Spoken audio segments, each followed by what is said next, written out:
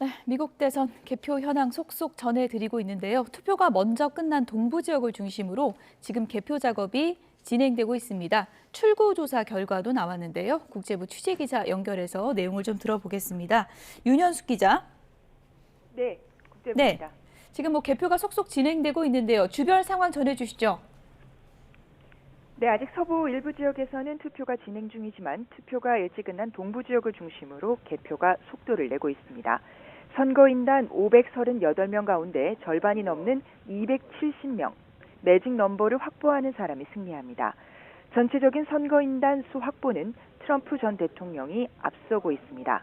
현재까지 해리스 부통령은 91명의 선거인단을, 트럼프 전 대통령은 195명의 선거인단을 확보했다고 CNN 방송이 보도했습니다. 언론사별 보도에 편차가 있어 뉴욕타임스는 지금까지 해리스가 112석, 트럼프는 198석을 확보했다고 전했습니다. 대선 승패를 결정지을 경합주 7곳 가운데 6곳에서 현재 개표가 진행 중인데요. 두 후보가 엎치락뒤치락하는 곳도 있어 초박빙 판세를 증명하고 있습니다.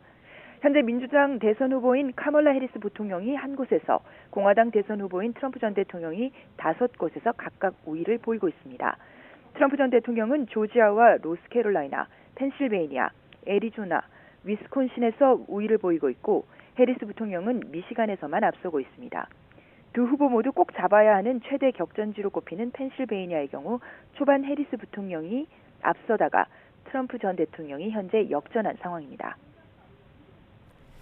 네, 출구조사 결과도 속속 나오고 있죠. 네, 이 시각 현재 CNN과 폭스뉴스 등 미국 방송사들의 개표 방송이 진행되고 있는데요.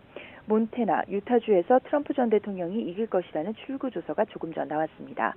또 첫 출구조사 발표에서는 해리스가 3명의 선거인단이 배정된 버몬트주에서, 트럼프는 각각 11명과 8명의 선거인단이 걸린 인디애나와 켄터키주에서 승리한 것으로 미 언론들은 보도했습니다. 미국 여론조사 기관 에디슨 리서치의 출구조사 잠정 결과 전국 응답자의 48%가 해리스 부통령에게 우호적인 견해를 갖고 있다고 답했고, 44%만이 트럼프 전 대통령에게 우호적인 견해를 갖고 있다고 답하기도 했습니다. 하지만 민주당과 공화당 대선 후보를 향한 유권자들의 호감도는 2020년 대선 때보다는 낮아졌고, 비호감도는 높아졌습니다. 해리스 부통령에 대한 호감도 48%는 2020년 대선 민주당 후보였던 조 바이든 대통령이 출구조사에서 받았던 52%보다 낮습니다. 트럼프 전 대통령을 비호감으로 본다는 응답은 54%로 2020년의 52%보다 2%포인트 올라갔습니다. 네, 그렇다면 당선자의 윤곽은 언제쯤 알 수 있을까요? 네, 다소 시간이 걸릴 것으로 보입니다. 경합주의 개표 결과가 핵심인데 결과 확정까지 상당한 시간이 소요될 것으로 전망되기 때문입니다.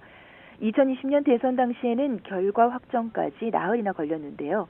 개표 초반 트럼프가 앞서가다가 사전투표, 우편투표가 열리면서 민주당 바이든 후보의 득표율이 급상승해 역전하는 현상이 발생했기 때문입니다.